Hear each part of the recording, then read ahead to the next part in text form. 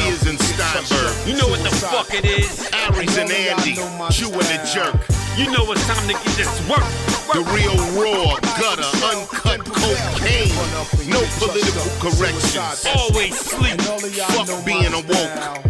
We discuss politics and jokes. Scribe, we lit. There's levels to this shit. Before you was sucking on your mama's tit. Aries Spears don't give a fuck. We talk about race a lot, racism, Sexism. Much love to my loyal bitch bag holders. Rollers, clip loaders. We got them in the folders. The whole world on our shoulders. Spears and Steinberg. Yeah. Yo, from the gate, let's do a little bit of a reverse. I know usually you give out the dates at the end of the pod, but since we're creeping up on our New Year's Magoobies. Yeah. In Baltimore. Yeah. We'll be back out there for New Year's. We're going to be there. The date actually starts the 29th through the 31st. We're going to be out there. But tickets, get your tickets now. I think it's almost sold out for especially the New Year's Eve show. And, you know, I haven't in a while given out the email address. And I know a couple people hit me up on the IG asking me where they can email. So if you have any things you want to get off your chest, you want to say, engage with us, the email is ariespears45 at Hotmail. That's ariespears45 at Hotmail. Is that an antique? Is that an antique email address? Okay. Every time I pull it up, there's dust on it. I gotta blow it off. Couple little tidbits before we dive into our main topic of conversation. And I got the name for this podcast too. Okay, good. Because I just rewatched the last episode of it, and it's perfect. But real quick before we get into that, dude, I was listening to the Rocky, the recent one we did with the emails. I think we named it Rocky Disrespect or something like that. No disrespect. Yeah. And there was a joke, and I hate, we do this. Again, this is why I go game tape. When I listen to shit, I go, fuck, this would have been a great moment for a joke if I had said this or that. And when we were doing the Rocky thing, and you had me as the press secretary, and I was talking to the media, there was this one part where in the recording, I go, I didn't have the best education, And then as I was listening to it over the last couple of days, I went, dude, this would have been a great joke. If I would have said, I didn't get the best education, I didn't go to one of those fancy HIV league schools.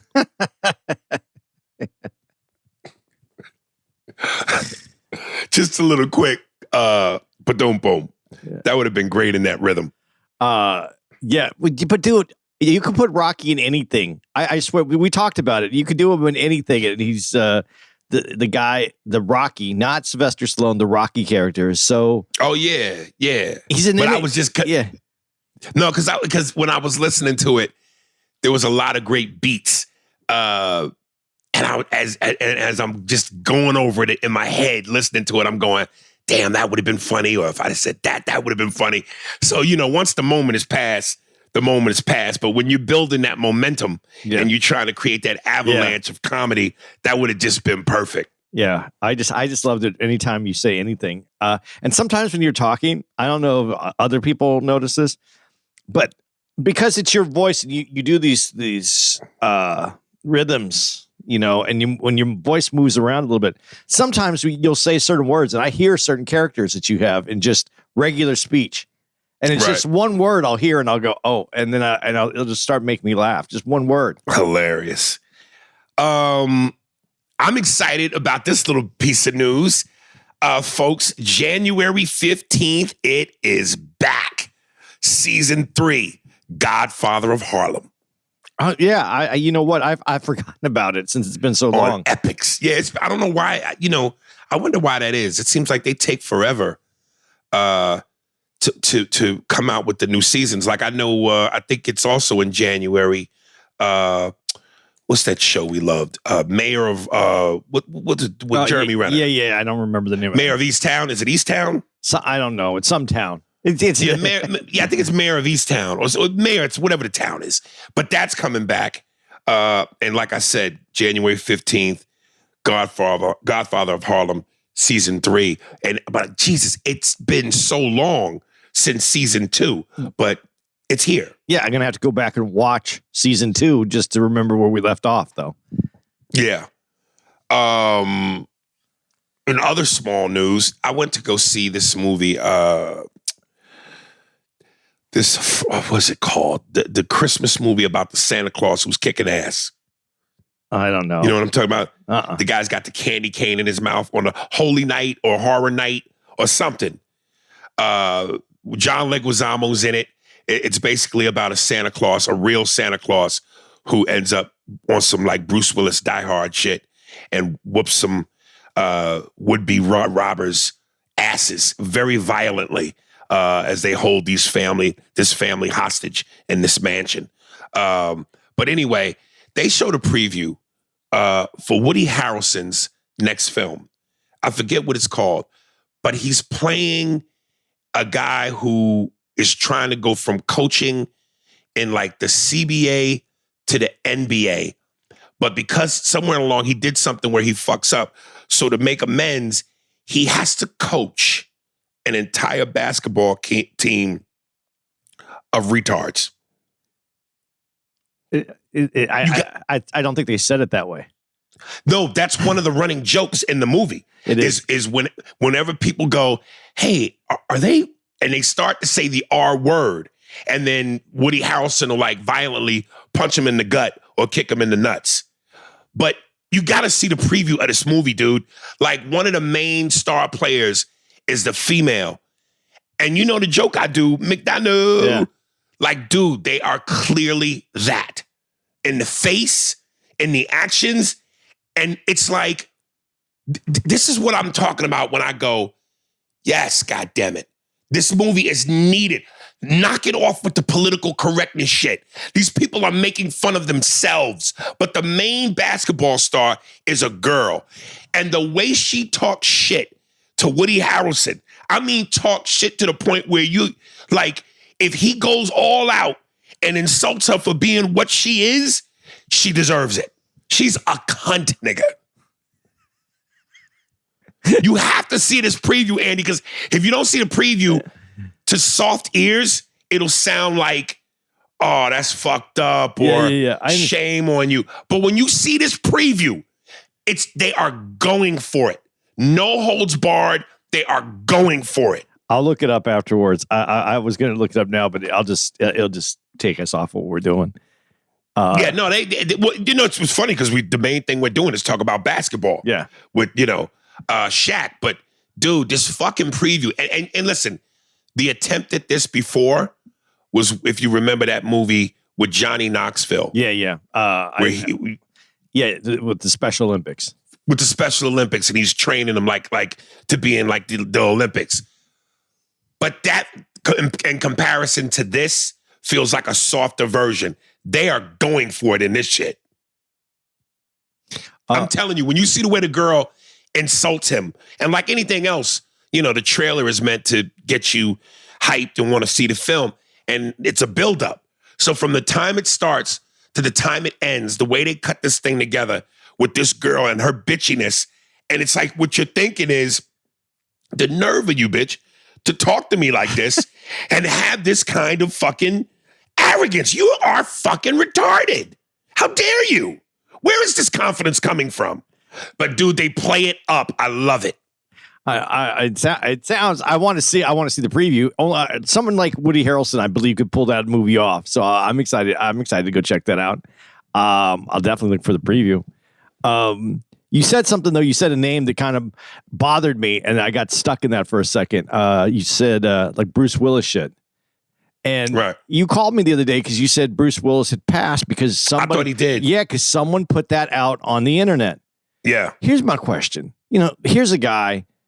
I don't know if he's ever been a good guy, a bad guy. I don't know Bruce Willis. I'm just going to say I never heard tremendously bad things about him. Heard, but he's going through some really bad, he's going through some difficult shit right now.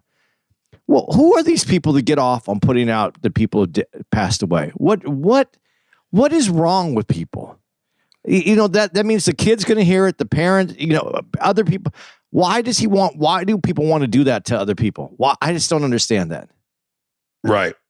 Because you called me and then I hung up the phone with you and then I go, I need to go look this up because I didn't hear anything about it afterwards. And so then I went and looked it up and then it said, no, this was, but what is wrong with people? Why are we so fucked up that I mean, what do you get by getting on a Twitter box and typing something like that out? What's in it for you?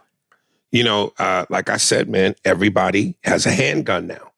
You know, everybody's been given a handgun and we got a handgun in one hand and a big bottle of Jack Daniels in the other.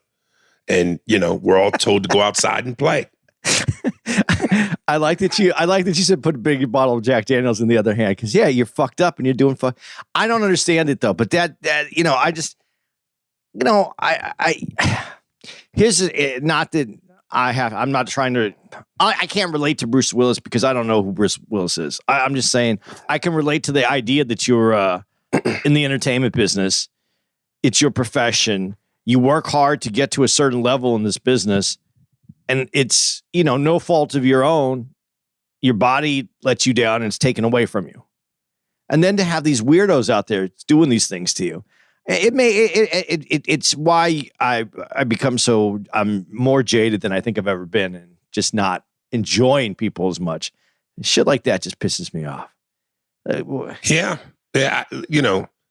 Yeah, and I should have probably checked. Well, you were talking to me, but you were talking to me. You know.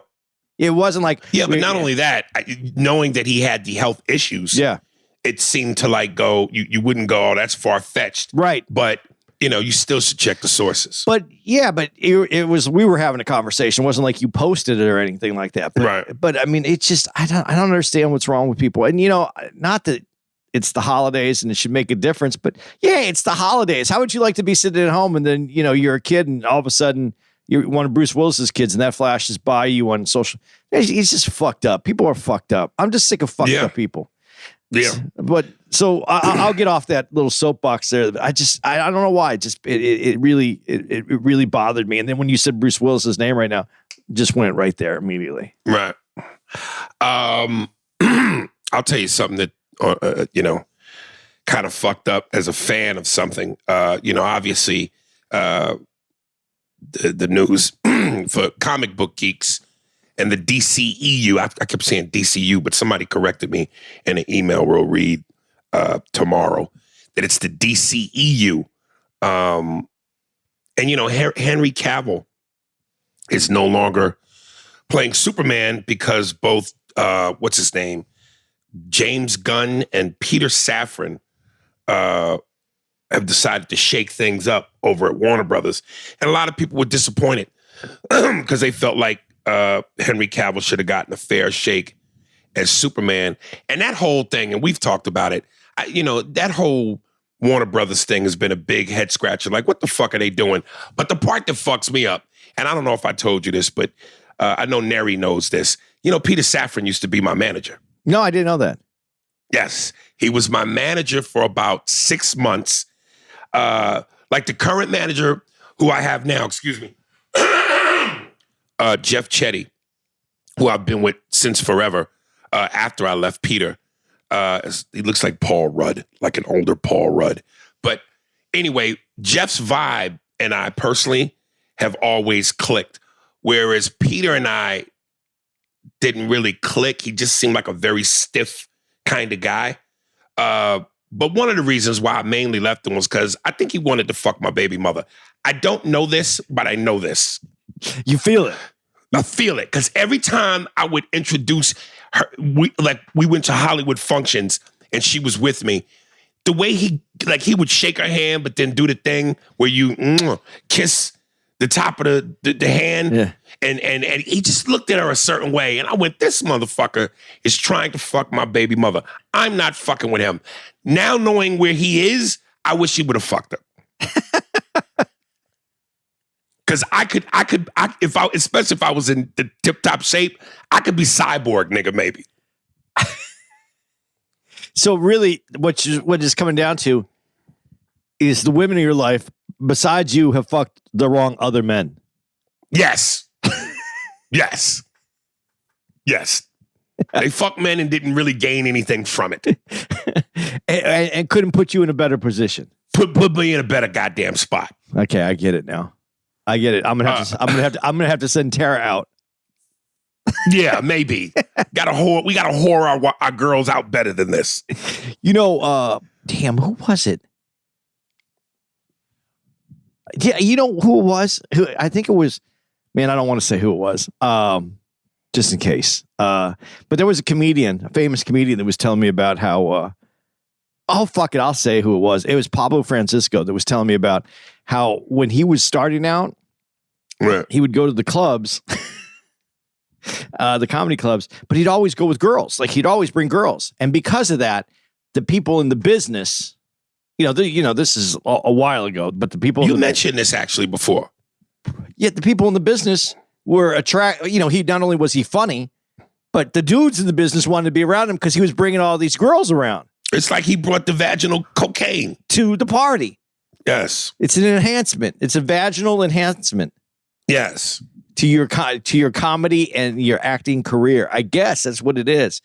But yeah, that makes sense. Before we are you you got any other extras, or do you No, not really. No. Okay, so let me just throw this last extra out there. This is the Christmas episode. Officially? Well, yeah, because this Christmas is on Sunday. This is on Wednesday. There you go. So Merry Christmas. It's all you hoes. Ho, ho, ho. That would have been better if it was in fuck, now I can't even remember his name. Never mind. Fuck it. Move on. Rocky. No, I was gonna say Red Fox. Shit. Right. With that voice. All right. So you put me on to this. Yes. Yo, it's a 4-part documentary simply entitled Shaq on HBO. To me, my hands down, one of the best fucking sports docs I've ever seen. Hands fucking down. It was how smooth Shaq is in this doc. Like, he's just so... Shaq is just one of those guys who was built for this, for everything. Right. I'm not saying that, you see what he goes through, but whatever realization Shaq's had in his life, he was built to be in entertainment. Dude, my first note, other than the one I just said about this being the hands down best fucking doc ever, I said, will we ever see another Shaq? Pure physical dominance and a true entertainer. No. Right. No, you know why I say that? And when you say pure physical dominance, there's been guys that are dominant in basketball. I'm taking basketball. This is just from this standpoint, but he's 7 what? 7 how to? I think 7'1", 7'2". What? 7 foot, goddammit. There's other 7-footers. I don't know. I can't think of anyone that's built, and I the word proportional is the way I want to say this. I know the word better than that, but go ahead. Okay. You shrink him down, you raise him up, whatever it is. I know there's guys, look at some of these the tall guys that play small legs or thin arms or narrow shoulder. He is built like a dude, like whatever size he is. If he was 5 foot, but you shrunk him down to 5, he looks stout. Right. He doesn't have small ankles. And what I mean by this is, you see these other guys. I know an NBA player that, he was like 6'10", but he had like small calves and small, he could be moved. Shaq was this one, except like from top to bottom, he's just built all the way up. And I don't think there's anybody who's ever going to be built that perfect for what position he played and have that kind of coordination as well. The word I like is the word Stephen A. Smith has used several times. Girth. Like it besides the height, which again, at the center position, everybody's 7 foot basically. Yeah. But like you said, they're a lean 7 foot. Now, when Shaq was in Orlando, he was at his slimmest, but still he had girth. So it's the combination with the height and the girth mixed with the strength and the speed and athleticism. Fucking wow. Wow. And it's not until you see those old clips that you're reminded how amazing this motherfucker was. And as dominant as he was in Orlando, he was at the apex of his dominance in LA. Yes and no, because he was at his apex for a moment. He let his body get too big. But that was his moment. That was his moment. But, you know, as Kobe said famously, if he had the same work ethic you had, what would Shaq be? And he goes, undeniably the greatest of all times, unstoppable. Right. If he had Michael Jordan or Kobe Bryant's veracity and ferociousness and work ethic, and could shoot the free throws. Yes. But he could hands down. But he could shoot free throws. It was just for whatever reason when he in game time, whatever it is, that was the big deal. That was the problem. But also when you're getting hack-a-shacked, there's a lot that goes into this, but we'll talk about this more as we talk about this. And again, when you marry the two in terms of the ball playing ability, and listen, Joel Embiid, I don't think he's on the level of Shaq, but for what he can do as a big man, Joel Embiid is a true big man. I'm trying to think of who else just is a true big man. Not playing now, Will Chamberlain, but Will Chamberlain looks thin. If you put Will Chamberlain up to Shaq, he looks thin. Okay, let me do that. Even if you took all the big men of the past, Hakeem, Russell, Wilt, Kareem, Walton, none of them have Shaq's entertainment value. None. Or off the court. Shaq is such, and again, anybody that's ever known Shaq, met Shaq, he's a wannabe comedian. He is a wannabe stand-up comic. If he could do stand-up, he would. He loves making people laugh. He loves being silly. And of course, you know, I think it was in the third episode, which I'll just jump ahead a little bit. This is why I'm going, dude, I knew. Before they made it official, when they announced that Shaq was going to come to TNT, I said, yo, this show's about to be hot. It was already good because Barkley is so goddamn a breath of fresh air in terms of his fuck political correctness and say whatever I want and do whatever I want attitude and persona. And Kenny Smith's got that New York swagger. Ernie Johnson steers the ship. I said, man, when they bring Shaq on, it's a wrap. And the thing I love was there was a documentary on HBO that you could see too about the NBA on TNT. And the thing they showed was when Shaq first got there, he was trying to force it. He was trying to force the funny. He would try to get Kenny and Chuck to do some shit, and they would cut to Kenny and Chuck, and they both had these looks on their faces like, dude, what are you doing, man? Like, let it come naturally. And when Shaq figured that out, it was a wrap.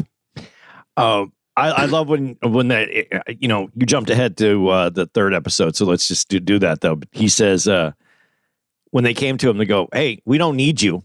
We want you. We're already a success. But they knew. Right. That was going to be, that was going to be the end, Barkley on the one side, Shaq on the other side, and then Kenny and Ernie in the middle. That was, you bookended. You had what you needed. Right. And the way that, it gave really Barkley a place to play off.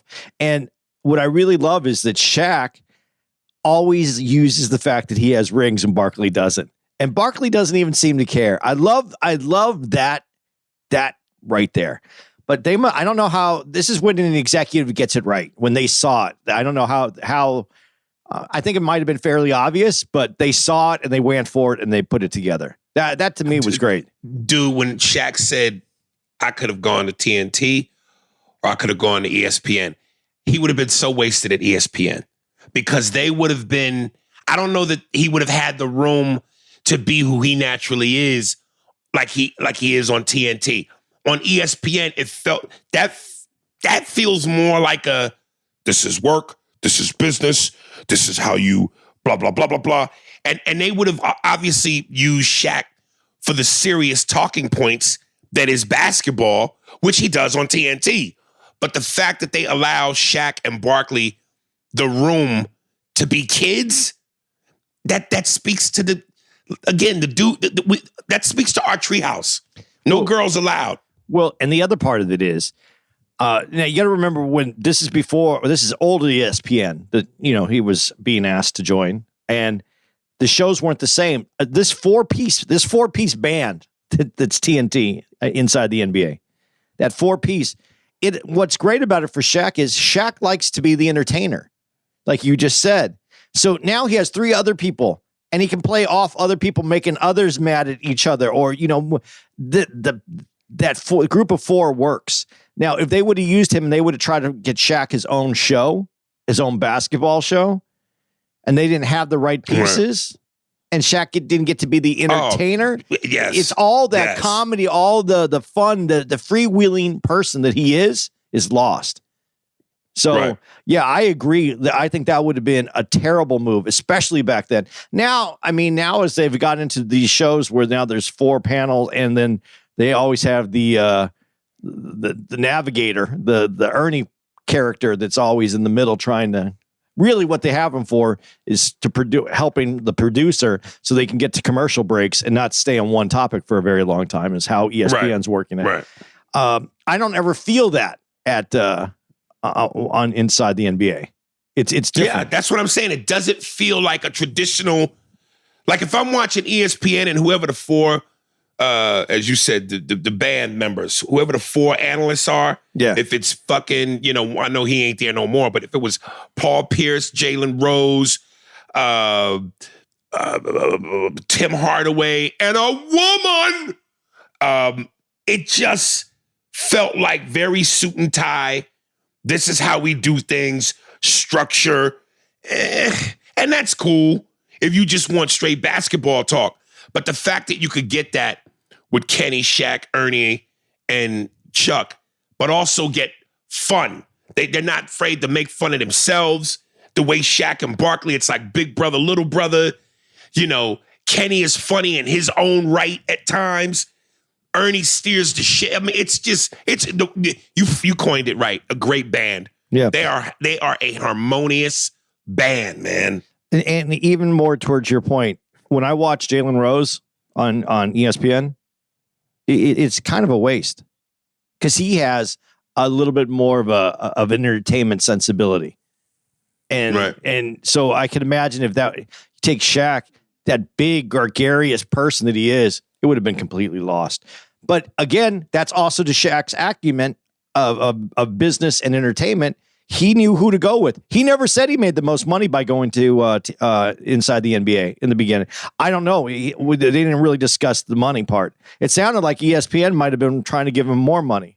Right, but that's one of those things where, and I'm glad Shaq had the foresight to realize at that stage in his life, do you really need that much more money? Nope. Sacrifice the money for the greater good of the entertainment. And if you're and if that, like you said, the band comes together, the money's going to be there. You're going to put that together. So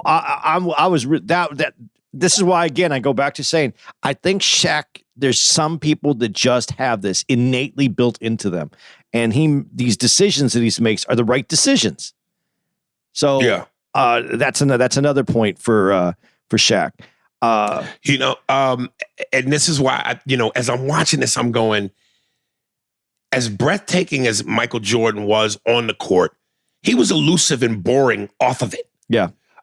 Which is why I like The Last Dance so much, because we finally got to see the guy who's not just sometimes I dream. Yeah. We got to see a bitch, fathead motherfucker, hoe. We got to see, even if that's not necessarily the most like the opposite of Shaq in terms of kindness or whatever you want to call it. We got to see something about Michael that wasn't fucking prepackaged and clean and wholesome. Right. One of my favorite moments in Last Dance, and I know this is supposed to be about Shaq, but one of my favorite moments in Last Dance, because it's such an honest moment. And of course, people who aren't funny, who don't have the gift to produce funny on command, they can often be funny just by being truthful. And the funny comes from an accidental truth. But it's like with that moment when Michael Jordan is on the floor stretching, and he tells Scott Burrell, "Hey Scott, you can't guard me tonight. You're gonna have to guard Judd." And he goes, "No, I want to guard you." He said, "Man, if you can guard me, there's over 200 and something jobs looking for you." Yeah. Like just, and he goes, "You might get us because we're wounded, but be careful because when a dog is wounded, that main dog, he bite the shit out you." Just to see Michael with personality was so fucking fun. So, and Shaq just oozes personality. But there's another parallel right there with Shaq and Michael, because what you just said is really important. Because prepackaged Michael, the Michael that was being sold to the public, and he was careful to keep that image together. Again, we've talked about this. Michael opened the door for everyone. And the reason I think this is such a big deal is Shaq says it without saying it. Hey, there's Jump Man. I'm Dunk Man. Yeah. This is his logo, him flying through the air, dunking a ball. This is how I dunk a ball. Different. Yeah. But same. But it's the same. He didn't, as much as I love Shaq, and you said this is supposed to be about Shaq, not Michael, but as much as I love Shaq and I love this doc, why you have something that works. This is also a very smart person. This works. I'm going to take this. This is what works. But now that door is open, I can go through this wall. I'm gonna run through the open door and run into the next room and the next room and the next room. And that's what everybody's been able to do since Michael. Well, Shaq kept saying, he went to LSU for marketing. But I'm just going, dude, and I don't want to slight his, him going to school and getting a degree for marketing. But it's like, dude, when you're that big and you have that kind of presence, but you also have the personality, how hard do you have to market Shaq? Shaq markets himself, doesn't he? Yeah. That personality. Could you imagine if with Shaq's size and physical presence, if he had Mike Tyson's "I'll fuck you in the ass" in front of everybody bravado? You don't even have to do Mike Tyson. Give him Kareem's. Okay. Give him Kareem. How would he be portrayed if he was Kareem? That personality. Aloof. Didn't want to talk to the stoic. media afterward. Right. This guy couldn't wait to talk to the media. Couldn't wait to tell you something in a way that it was very Shaq-esque. He wanted to see himself on ESPN that night. And I hate giving Kareem that title, but that's what Kareem had with the media at the time. Had there been an ESPN when Kareem, a big ESPN presence at the time when Kareem was at his peak, maybe it would be a little bit different. Maybe he could control his image, not the local reporters, the paper reporters controlled your image back then. But maybe if there was an ESPN, maybe he would have been a little bit different. But Shaq couldn't wait to see his face on ESPN. I'm sure Shaq is the kind of, and I don't know this because it doesn't say this, but you know him, you've met him. I think Shaq is the kind of guy that would do something in the game and couldn't wait to get home to see it on ESPN that night. Yeah, I wouldn't doubt that. So he's perfect for what he does.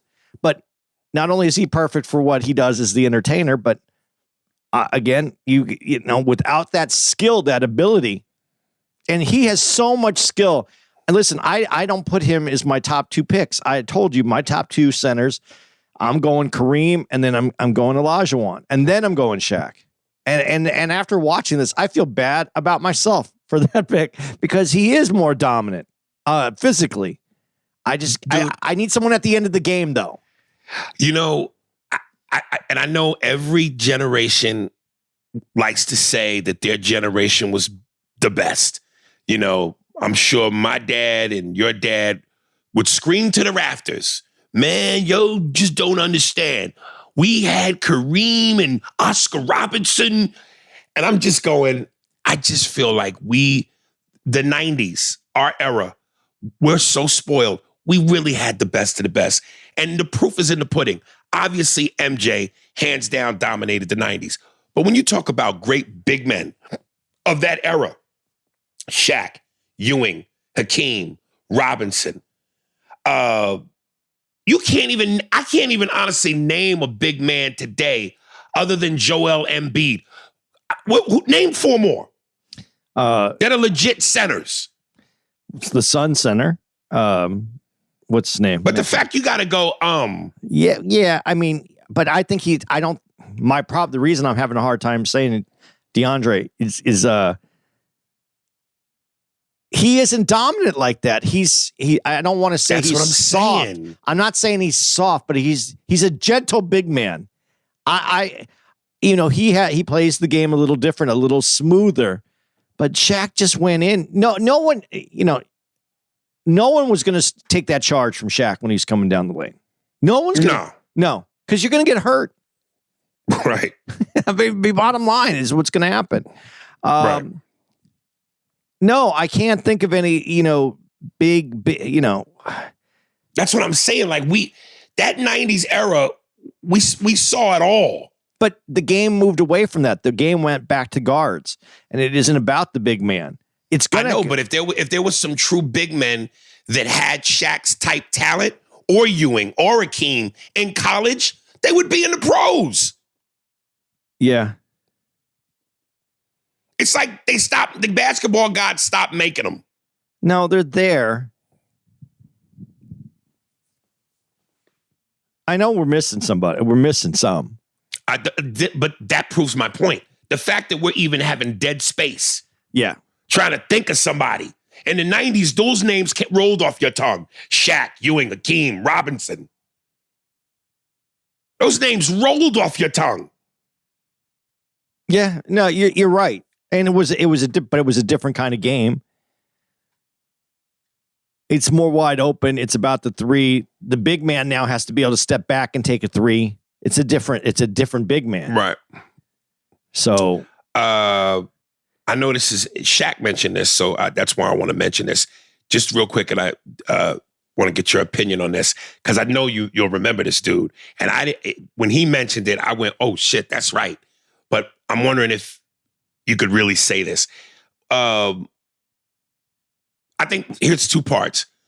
And obviously the first question, I think we both know the answer to it, but let me ask it anyway. Why doesn't Mahmoud Abdul-Rauf get his props outside of the fact that he was blackballed? I think I just answered the question. But the second thing is, Shaq said he was Steph before Steph. Would you agree with that? No. I agree with it to a certain extent. Yeah, he was that character before, but do you think he was really as good as Steph? Do you think he could hit from that deep? Or do you think the game just wasn't evolved that way where you could before Steph, if someone pulled up from that far away to shoot a shot, I think they're benched. They're benched, right? If they don't make it. And even if they make it, they're hot dogging. Yeah. I mean, so it's hard for me to say that because we're comparing different time where I think Steph's game has opened up, obviously, the floor, and I don't think that a coach at that particular time would have went for that, would have been comfortable with that. Right. But he could shoot the lights out. He could shoot the lights out. I don't understand. I was at an age where I wasn't, I didn't fixate on someone's issues like that. So when he had his time in the NBA, I didn't look at what, like him not wanting to stand or what everything he did. And they tried to make it a big deal, but this was before social media, so it didn't get compounded. But it was a big deal. But it didn't affect me that same way. So I loved his game. Oh, no, okay. You know what I'm saying? I didn't, Right. I was like, I understand. I understood. I also understood the NBA's rule. It was different back then. It was just, these are the rules. This is what's going to happen. Here's our happy medium. Go out there, do what you need to do. And then after a while, it just dies off because it's boring. They tried to show, I remember on a weekend game, them trying to show him standing there for the national anthem. Here's my, this whole national anthem thing, and I don't want to get stuck on this because this is supposed to be about Shaq. But if this national anthem was so important, how come they don't play it on all the games like they used to? As a kid, when I was growing up, the game started with that. Basketball, all the games were the national anthem was televised. Do you think that that's because maybe they want to stay away from possible controversy a la a Kaepernick? They don't want to even open up the door for anybody to make trouble. Well, so they best not play it. On football, I think they still do don't they have a lot of the national anthems on the big games? I'm not a football dude. But basketball, they used to have it. Maybe that was something that, they did for basketball, but basketball, all the games started with the national anthem. Doesn't at the Coliseums, at all the places, the arenas they do, but not on TV. I think it's because it doesn't make money.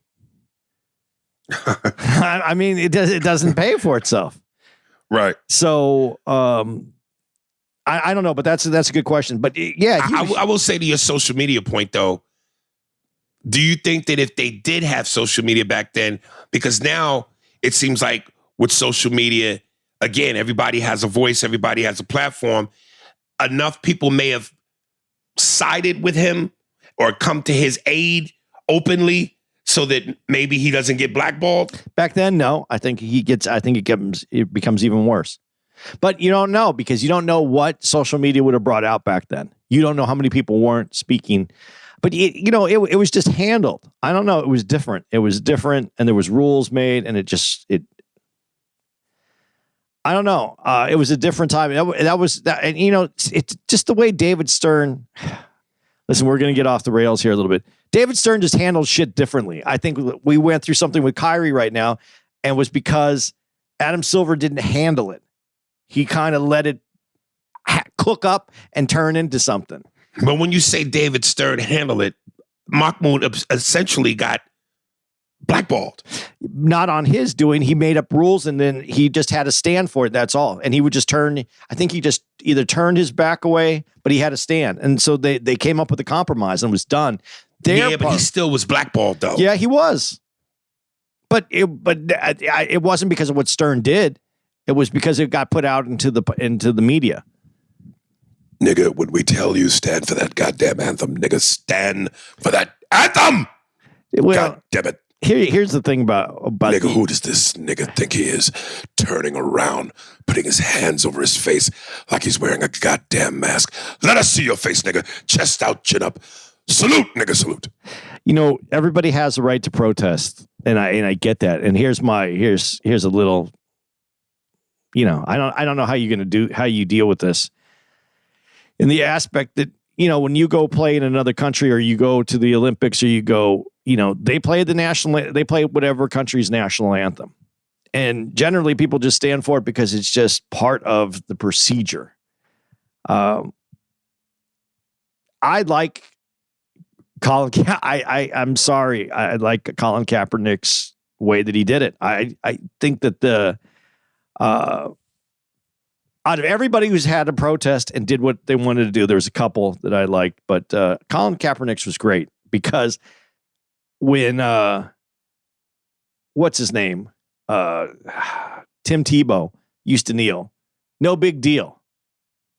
So they really had nothing to stand on, and it wasn't disrespectful at all.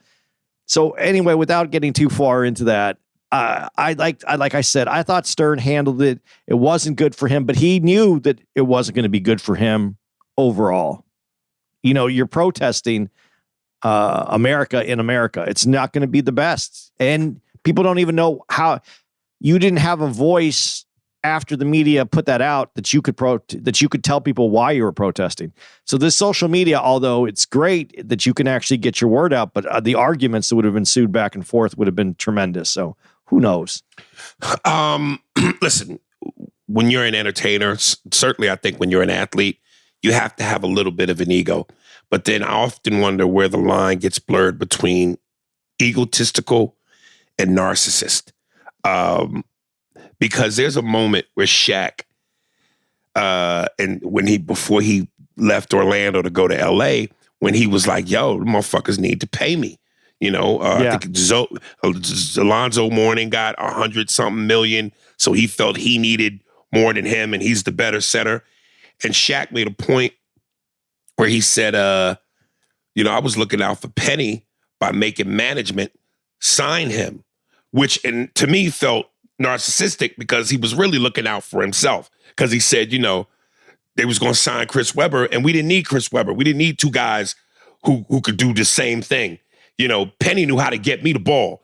So I'm sitting here going, at the end of it, Shaq goes, so Penny should have went to management and said, pay Shaq.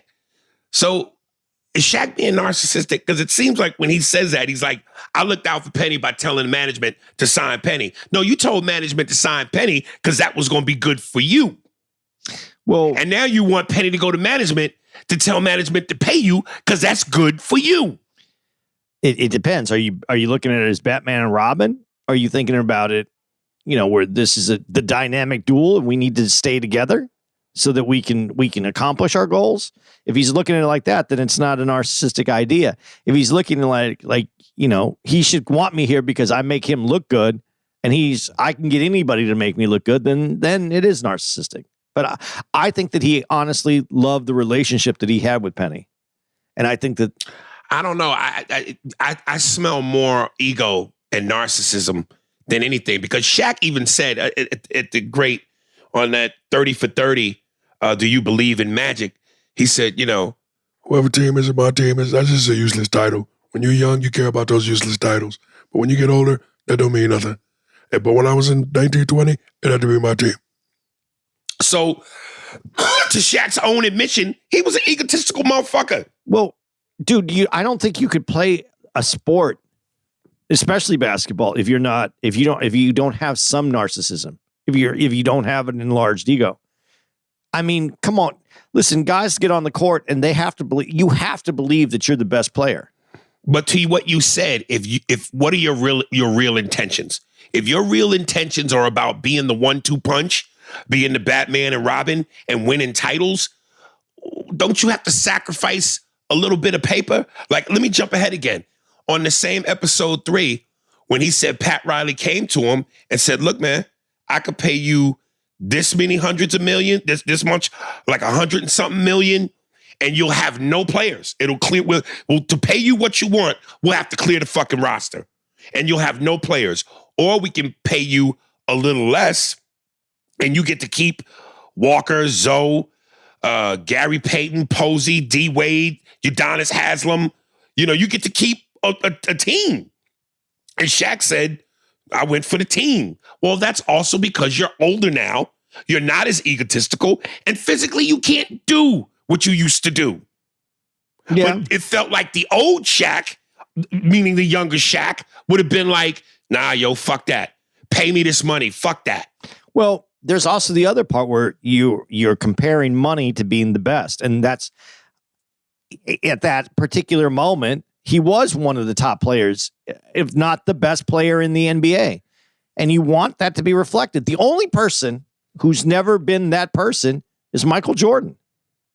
The only person that's never put their salary, their basketball salary, and said, I'm this and my salary reflects it, is Jordan.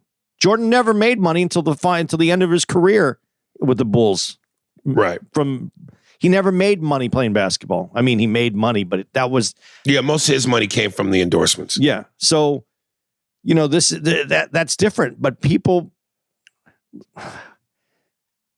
Who else is involved in these things besides... And when we talk about it, yeah, Shaq Shaq wants to be paid because at a young age, and you're the best, you're the most dominant, you want that reflected on your salary because you want to be seen that way. But who helps put that forward? Oh, the agent, nigga. Yeah, because he's getting paid off you. Right. So some of this, I don't know. Is it Shaq? Is it the agent? Is it how does it all come together? Yes. Yeah. You know what I mean? I mean, a lot. Right. If your agent is like, okay, this could be Shaq's last big contract. I need to get him all his money. What he's really saying is, this is my last chance. This is my windows closing on the amount of money I can make off of this person. The agent role is a little unusual. I know it's necessary. It can be necessary, but is it? Like, what exactly does he do? Yeah, I know. That maybe Shaq couldn't do for himself. Yeah, I mean, you need contracts, law degrees, but then we know there's famous people in this business, in our business, that use an attorney and don't use an agent, and told their attorney, yeah, we're going to pay you this much. Well, agents get this much, yeah, but we ain't giving you that much. You're getting this, and you're going to be making this, and that's it. You don't have to do anything except look at our contracts. Right. I mean, I don't know, man. I don't know. This is, how does that work? I mean, I've never been in a position where my ego and my lifestyle was based on how much money I made. Right. You know, I don't have that. I don't have that problem.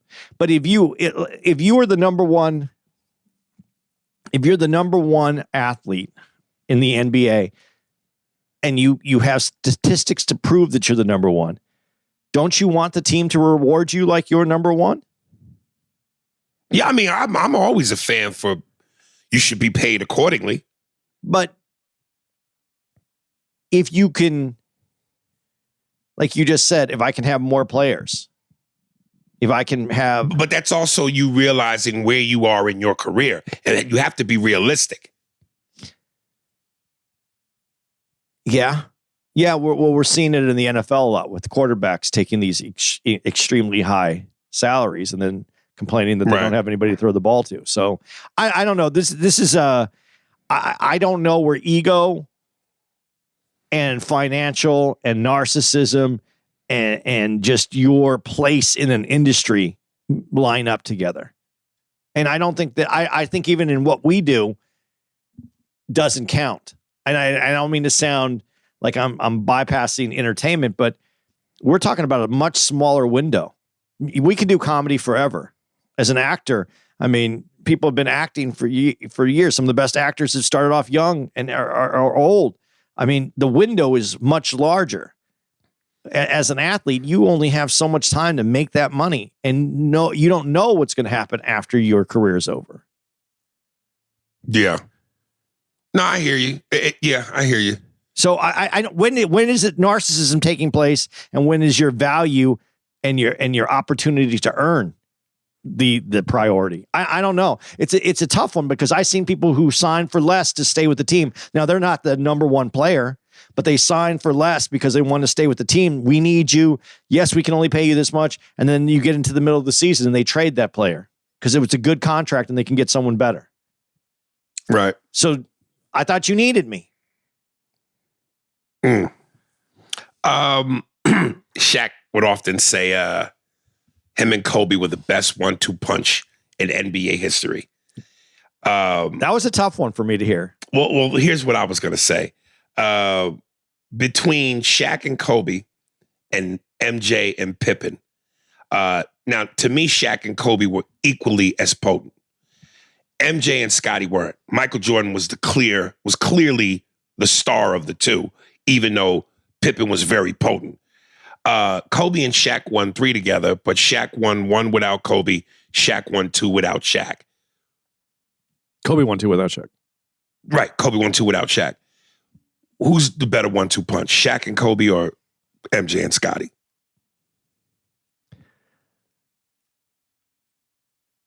You know,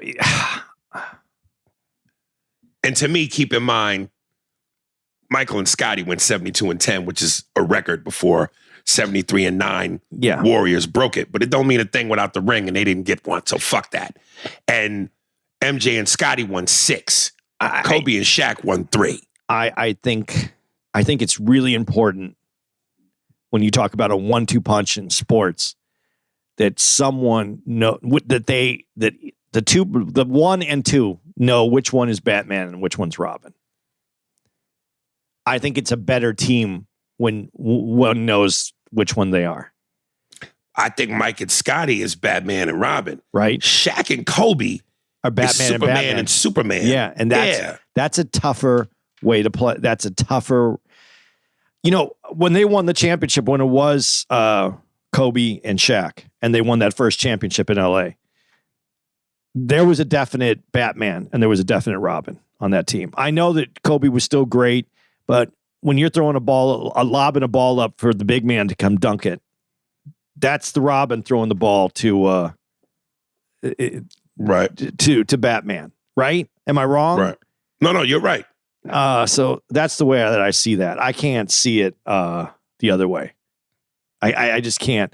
And that was the year that they won. They did win their title.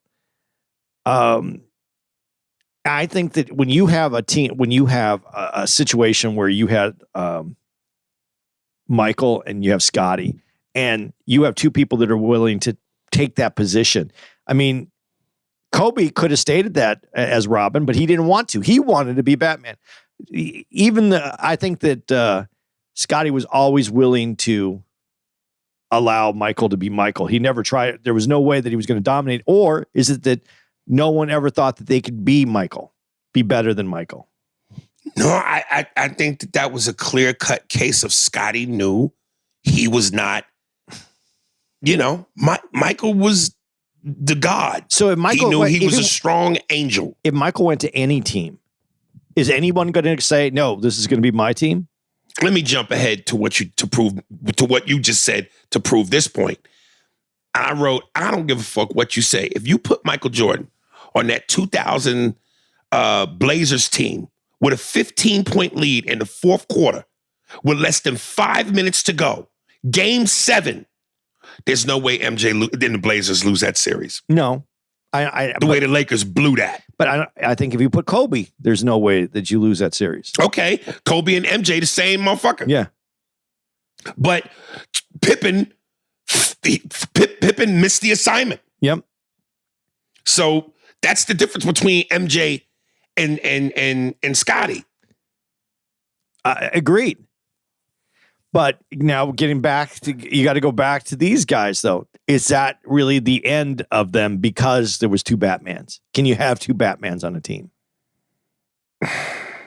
I'm still scratching my head at how you have Kobe, Shaq, Karl Malone, and Gary Payton, and you get beat by a starless Detroit team, which goes to show you the purity and the beauty of basketball.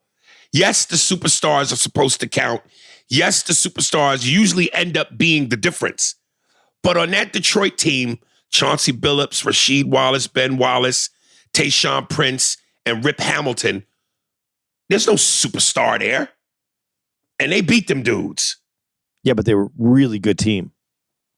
Yeah, that's what I'm saying. The purity of the game. Yeah. If you really know if you play the game the right way, and you are that harmonious, in sync instrument that is called a team, yes. But I still don't understand how you have Gary Payton, Karl Malone, Shaq, and Kobe and not win that series. Something was wrong. Yeah, but that team doesn't. That team just doesn't work for me. I don't know why it just doesn't work. Mm-hmm. The Karl Malone factor is very interesting to me. Like, I don't get Karl Malone. One of the greatest power forwards ever. Playing alongside the most dominant center, one of the most dominant centers.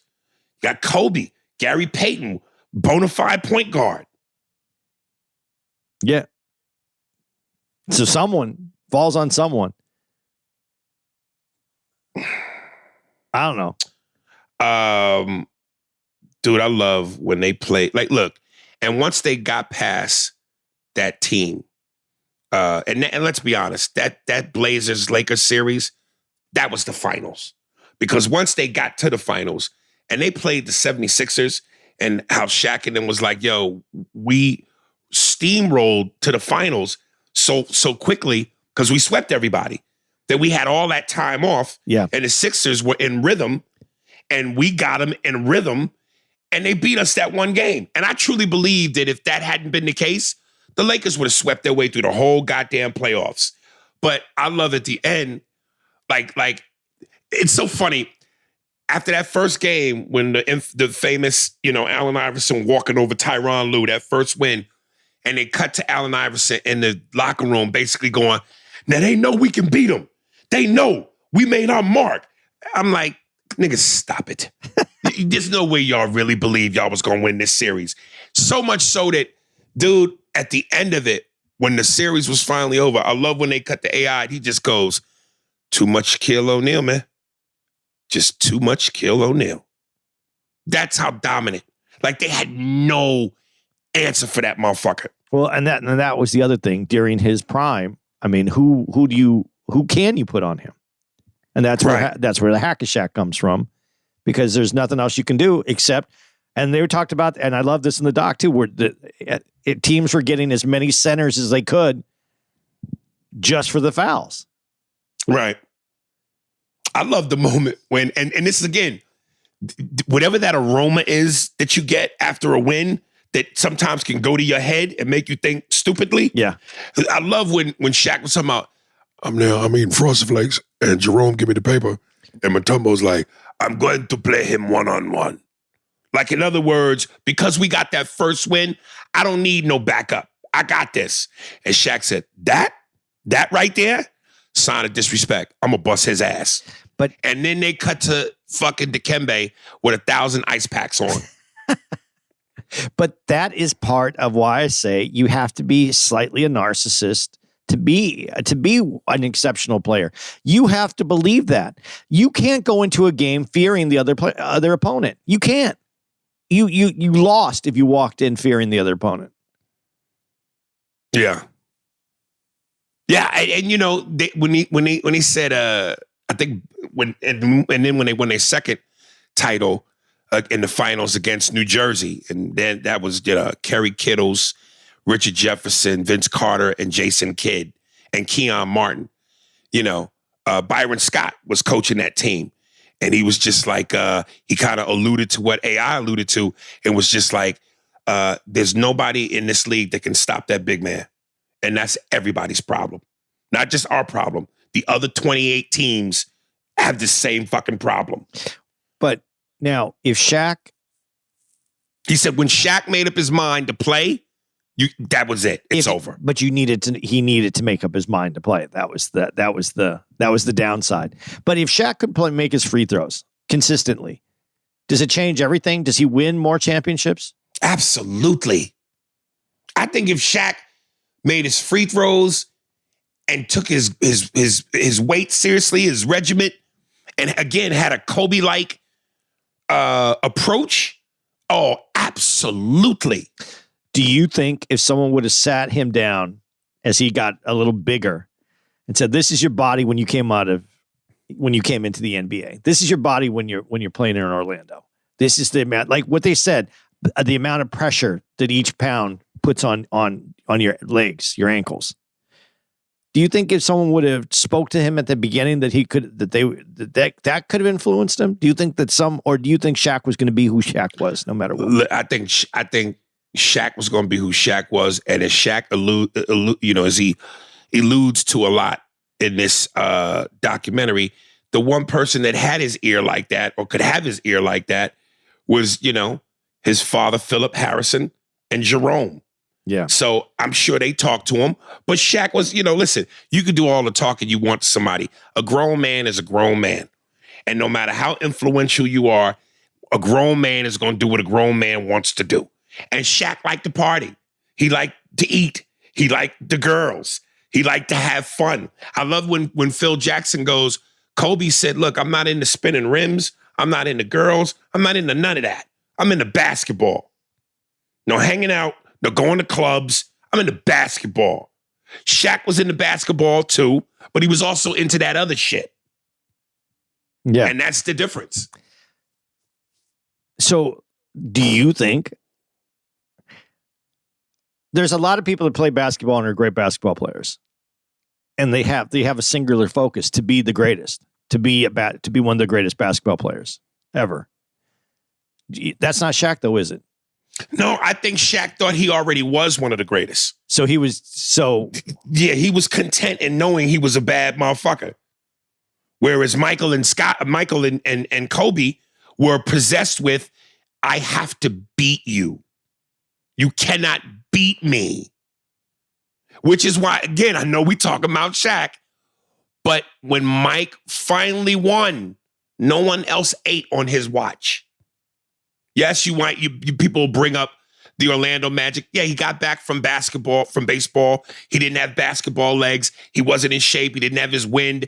You know, he came back with 14 games left in the season. He wasn't basketball ready. But then you saw when they got Rodman and he trained during the summer, 72-10, and the rest is history. Nobody else ate on Mike's watch once he won. So that's that mentality, man. That fucking mentality. Shaq liked to have fun, man. Period. Could Shaq and Michael have played on the same team? Oh, I think that would have just been unfair to the point where somebody should be sued. But could they? Do you think there could have been those two Batmans? Oh, absolutely. But that's two Batmans again. Yeah, but MJ's a different kind of sauce, man. You know, people almost want that on their resume. I played with Babe fucking Ruth. Here's my question. That Sixers team, if you take Mutombo off that team and you replace him with Hakeem Olajuwon, do they still lose that series? I don't know. Because Hakeem is the only center that, to Shaq's admission, would give him the business. Right. I don't know. I don't know, because that's that. I definitely think they win more than one game. Yeah. Because Hakeem to me, his all around game, and talking about coordinate, being the footwork, the skills underneath the basket. Yeah, man. I think Hakeem makes Shaq better. I think Right. Shaq makes Hakeem better. I mean, you needed those two guys. Those two, if Shaq didn't have anybody else, I mean, who ewell is going to go meet up with Shaq down low like that? Is there anybody else? Right. I mean, yeah, there was Ewing. But Ewing, Shaq would, Ewing would get some. Yeah. Go ahead. I'm sorry. Shaq in the Ewing-Shaq matchups, Shaq seemed to dominate that. Because Shaq had better footwork. I mean, Ewing had the big man footwork. Shaq has some like guard skills down there, and the way he moves underneath the basket. And Hakeem really had him. So those two guys, I felt like made each other better. You know who was great? Who's great though? And we brought him up, and he's an undersized center though, is Alonzo Mourning, and could really body people. He moved people. He was physically ferocious, but not dominant the same way that Shaq is. Offensively. I think that was due more just to height and size. Yeah, but offensively, because he was really more powerful. I would say a strong power forward than a true center. Yeah, but he played with his back to the basket, so that's his center. Yeah, but his offense wasn't. Shaq's offense was still. Shaq and Hakeem's offense were unbelievable. Those two. That's a whole that's the game that I would like to. That's the doc Shaq or the videos that I'd like to watch. Shaq and Hakeem. That would be fun. That would be worth watching. When they started talking about Kobe's situation in Denver, yeah, and Shaq was really adamant about. I'm not saying the R word. I'm going. Is the R word rat or rapist? No, I think it's the second one. Rapist. Yeah. You don't think it was rat? Because he was upset that Kobe ratted him out to the police. and said Shaq pays off women that he fucks around with to not say nothing. So when he goes, I almost said the R word. If you want, you can go dig that up on your own. I'm not saying that. I want to skip past that. I'm going, does he mean rat or rapist? I don't know. I thought it was rapist. But the thing that would make me mad if I was Shaq is you get all this business from Kobe, and like Kobe said, I'm not interested in spinning wheels and girls. I'm here to play basketball. And what derails Kobe for a while?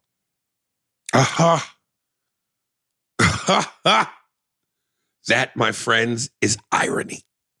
And I'm not putting, I'm not sitting on judgment on this. I'm just saying the irony of that is, I'm this guy. You should have got your surgery in the off season. It's all about basketball. Focus. No frills. No women, and that's what derails him. And that's essentially. I don't know.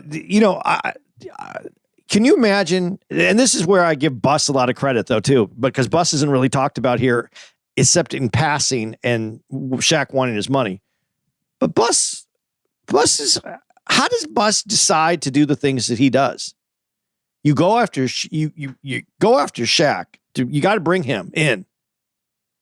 You get Kobe on this deal, on this trade.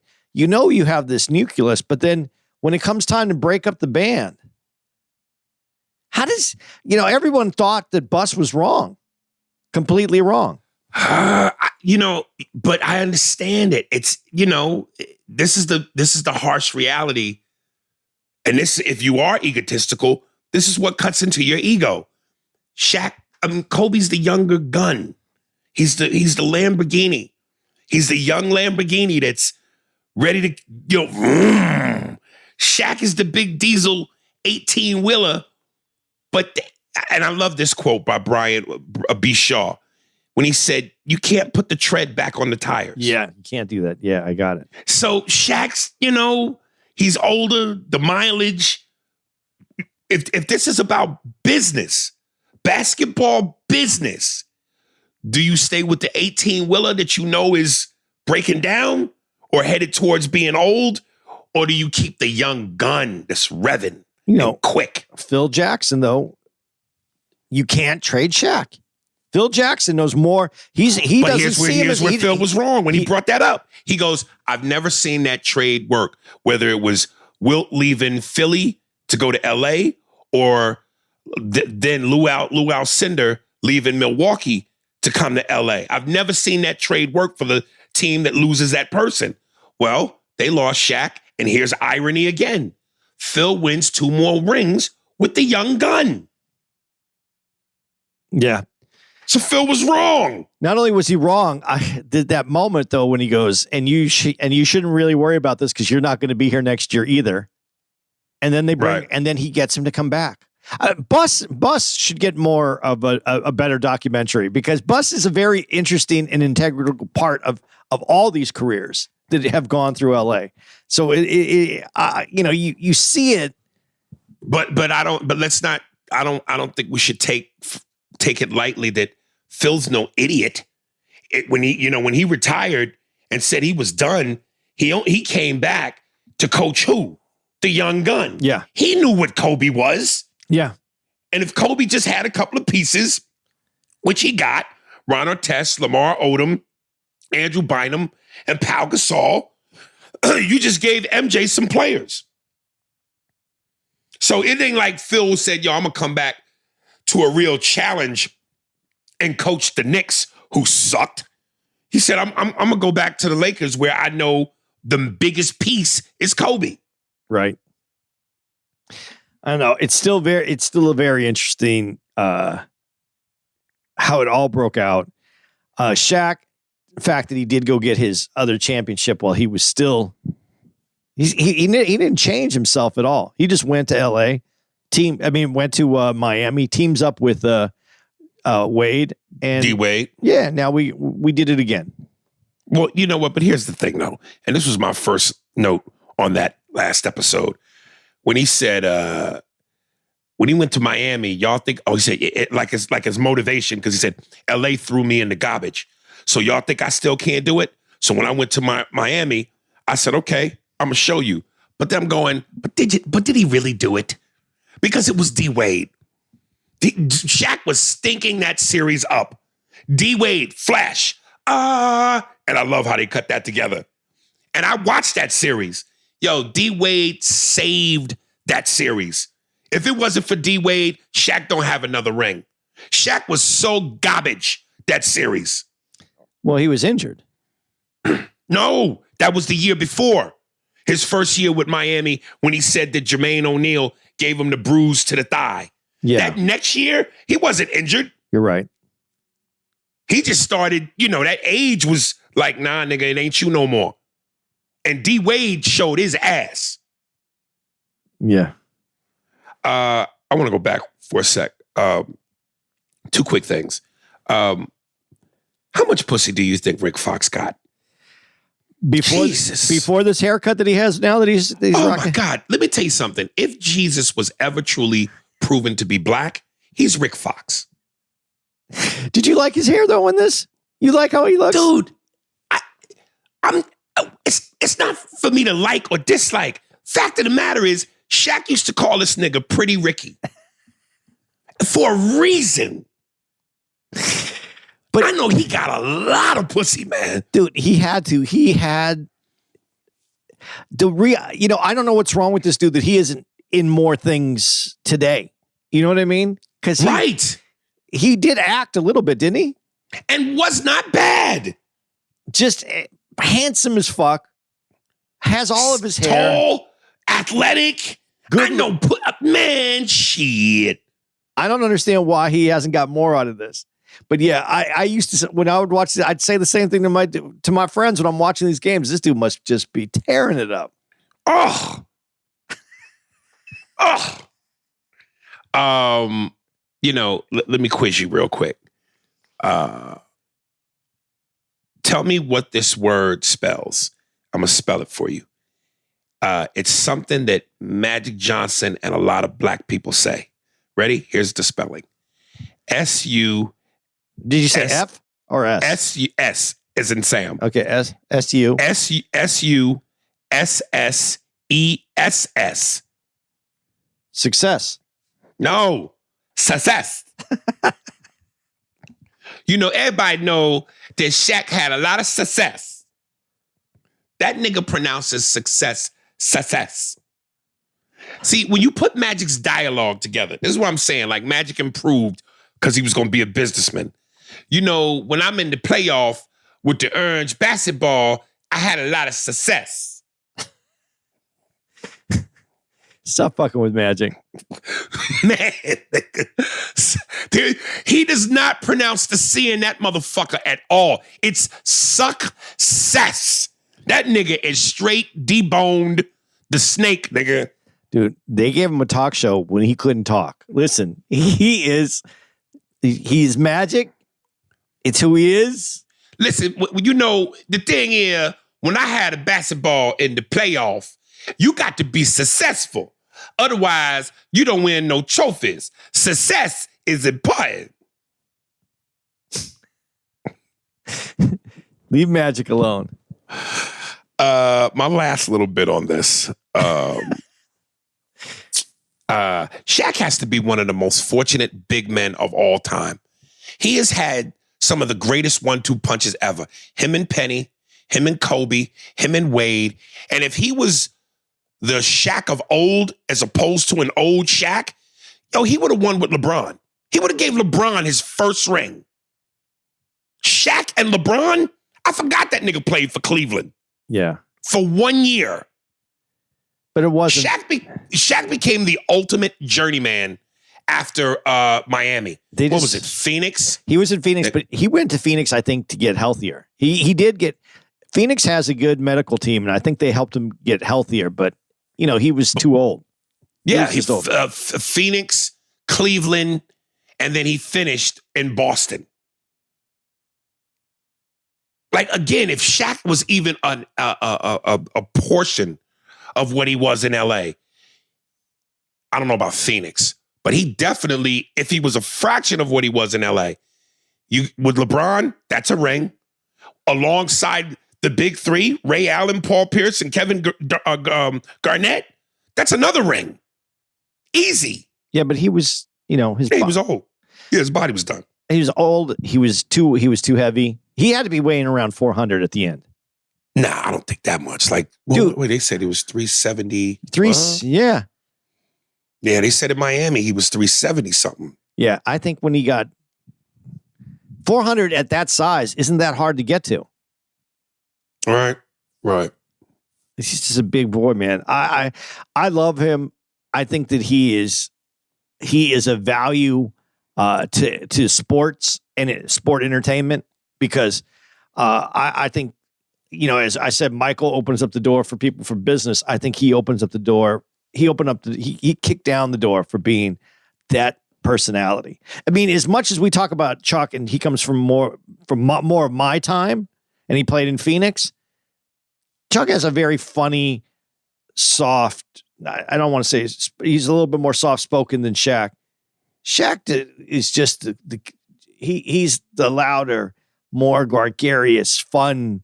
He is the kid on that show. Yeah. He's the kid, and it's you couldn't have the fun that he brought to the NBA and what he's bringing in afterwards to this part of his career without his personality. It's amazing, and like I say, some people are just made for what they do, and he's made for it. He was built specifically to be an entertainer.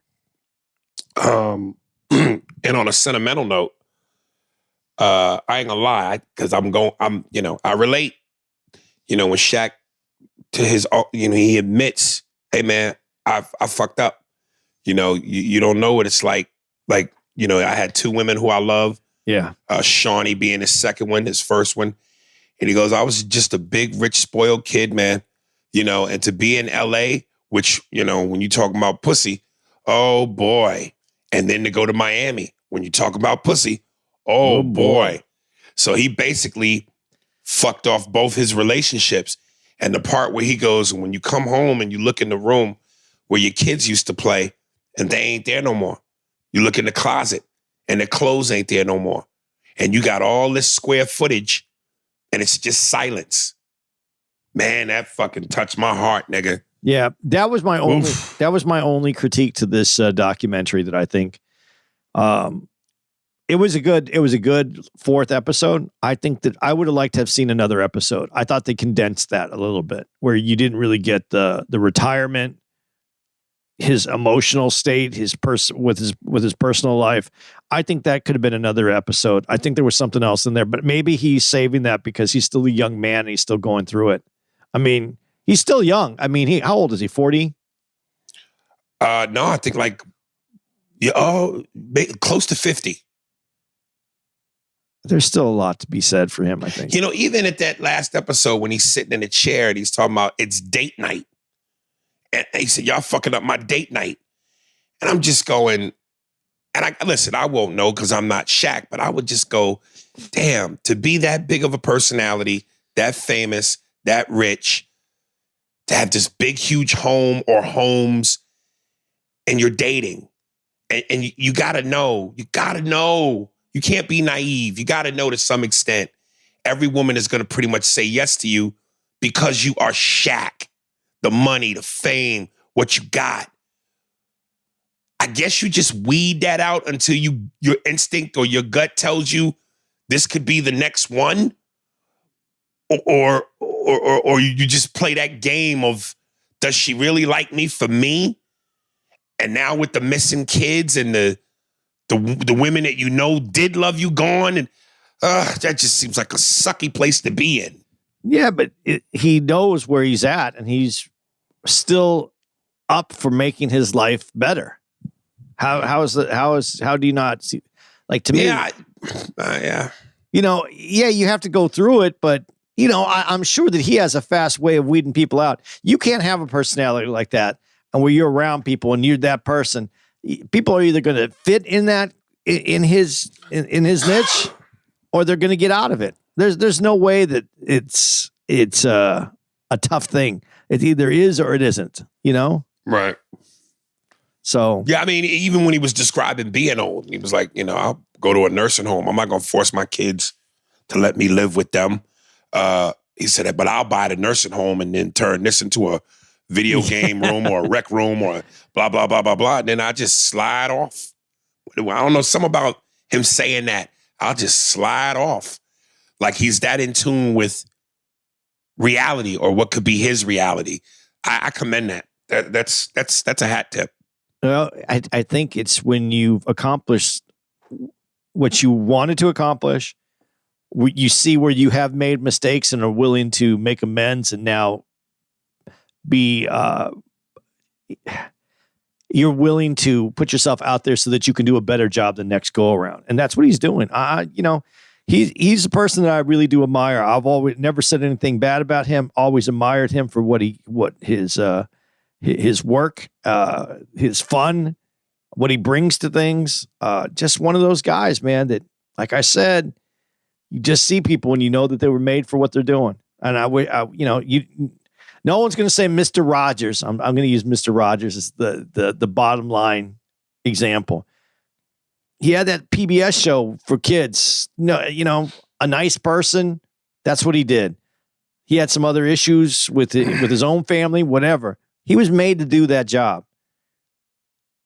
Right. Shaq was made to be a gregarious entertainer, a fun person, the center of attention. And I guess the center of an NBA team. So it's who he is, man. Good for him. I wish they built something for someone who is me. I don't have that.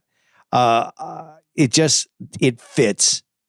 It just fits. So good for him. Good doc. Definitely worth watching. Yeah, for me, 5 yos out of 5 yos. Well, I'll give it 5 dunks. 5 slam dunks. That'll work too. That'll work too. Tell me if you like the name for this episode. I think I got it. You ready? Yeah. Can you dig it? Can you dig it? Yes. Yeah, I'm writing it down right now. That's great. It could be a volleyball episode too, but yes. I thought you were going to give me Success.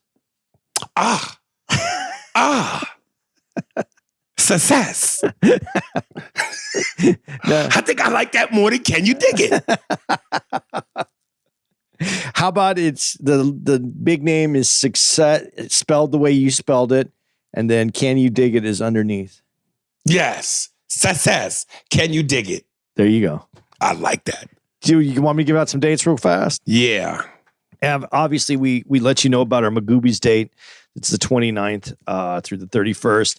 That's the New Year's Day. Please come out and check us out for New Year's. Want to have some fun. Have a great time out there. Ring in the new year. Then after that, we are going to be January 5th through the 8th at Helium in Buffalo, New York. Cold. Can't wait to be there. Yes. Helium, St. Louis, January 12th through the 15th. And then we're going to be at Toledo Funny Bone. That is January 27th through the 28th. And then there's a date that you slipped in on me. Am I supposed to put that one out? Is this the Manchester date? Is that where it is, Manchester? Yeah. It is not Manchester, Massachusetts. Yeah. Yeah. I don't have the date on me. You send it to me. Here, let me pull it up real quick. I have a different book. I just got a new book. I haven't put that in yet. There it is, Regent Theater. Okay, and then a new date has been added. A one night only, 2 shows at the Regent Theater in Arlington, Maine. No, in Arlington, Massachusetts. Dude, I'm going to say that again. Sorry again, Steve. Jesus Christ.